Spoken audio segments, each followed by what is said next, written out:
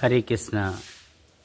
इसे कार्तिक मास है। कार्तिक मास की शुक्ल पक्ष की एकादशी से लेके पूर्णिमा के बीच में तुलसी और शालग्राम जी की विवाह होते हैं। यहाँ पे जैसे तुलसी है, तुलसी की पूरे पौधा है, पूरे पौधे हैं तुलसी से भरे हुए हैं। तो तुलसी शालग्राम का विवाह मतलब शालग्राम जी साक्षात विष्णु हैं, तो विवाह होता है। क्योंकि पौराणिक कथा के अनुसार तो जो जलंधर था, तुलसी जी की जो पतिदेव है, राक्षस था। तो राक्षस होने के नाते उनके पास जो शक्ति हुआ करता था, मतलब उनकी जो पत्नी जो थे पतिव्रता थी, तो विष्णु को पूजा किया करती थी। बाद में विष्णु की जो माला पहनाती थी, उस सेम माला को लेके अपने पतिदेव को पहना देती थी, जिसके कारण सारे देवता उनसे परास्त हो जाते थे। तो जिसके कारण उन्होंने क्या किया, इतना अत्याचार किया। एक बार शिव जी की पत्नी पार्वती तो दुर्गा देवी को मतलब विवस्त्र करने के लिए जा रहा था, उस समय पार्वती ने अभिशाप दी। पार्वती ने अभिशाप दी, तूने, मैं एक पतिव्रता नारी हूँ, तूने मुझे स्पर्श किया, मैं अभिशाप देती हूँ, तेरा विनाश हो जाए। लेकिन विनाश कैसे होगा? उनकी पत्नी की पतिव्रता का धर्म नष्ट होगा तभी तो होगा।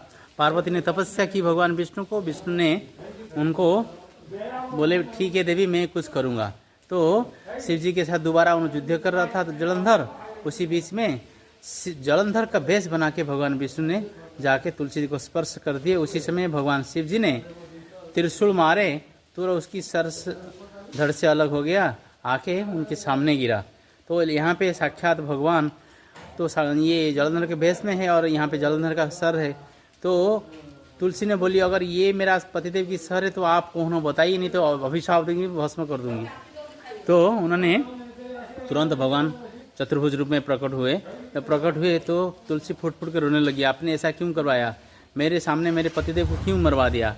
तो भगवान ने बोले, देखो यदा यदा ही धर्मस्य ग्लानिर्भवति भारत अवृथामरामस्य तदात्मानं सुधाम्यहं परित्राणाय साधूनां विनाशाय जदुष्कृता धर्म संस्थापनार्थाय संभवामि। मैंने गीता में बोला है, जब जब धर्म के नाम विनाश होगा, अधर्म वृद्धि होगी, मेरा प्रकट होगा, मैं प्रकट होऊंगा, अधर्मी को विनाश करूंगा। तेरे पतिदेव जो है अब एक सती नारी पार्वती को व्यस्त करने जा रहे थे, जिसके कारण मैं उनका वध कर दिया। लेकिन मैं तुमको वादा करता हूँ, आज मैं तुमको विवाह करूँगा, तुम मेरे पत्नी बन के रहोगे, और आज के बाद जो कुछ मुझे नैवेद्य अर्पण करेगा बिना तुलसी दल से, मैं इसको स्वीकार नहीं करूँगा। इसीलिए वो तुलसी दल जो है वो साक्षात भगवान के सामने अर्पित होता है। जितना से विष्णु तत्व है उनका अर्पित होता है, तो भगवान इसीलिए तुलसी विवाह होता है। तुलसी विवाह महामहोत्सव की जाए।